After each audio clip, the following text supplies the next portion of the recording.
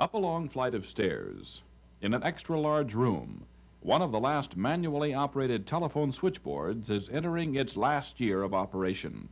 In October, Mid-Continent Brand 2 bought the Danforth Telephone Exchange, which had been a mutual service of the 280 customers. Now they're preparing the conversion to dial. I talked with Chief Operator Helen Johnson. Do you personally enjoy having the human element in the telephone service? Well, I always did. I think the other girls did too, because you do have a lot of friends, and you know everybody by their first name. You don't even have to ask them what their number is, you know.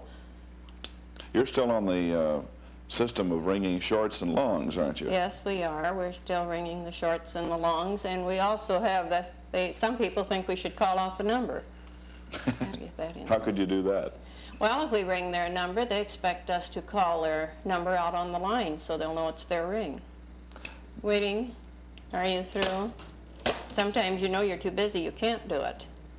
But do you have a lot of eavesdropping on these party lines? Yes, I think there's quite a little.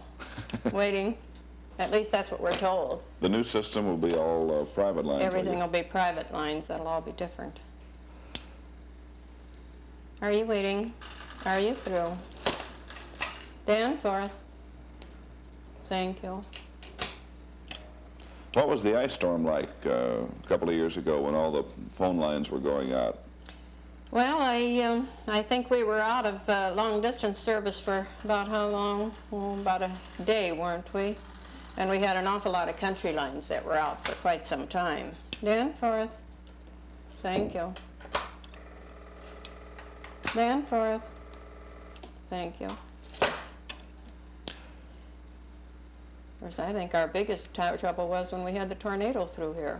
That took everything a number of years ago. When was that? That was about, how many years ago was that? Huh? About 3-4 years ago, and that tornado went through here. That took out most of our telephone lines, and we were without switchboard service up here at, we had a mobile unit standing by from Kankakee, but it just wrecked all the lines. What service do you think an operator can provide people that the new dial cannot provide? Well, I think to the older people, you know, they kind of depend on an operator. And I think the older ones are going to find it harder to get their calls through and to get this personal service that you do give at a telephone company. I don't know that the others will, but that's the way we feel, that it's the older people that are going to miss it.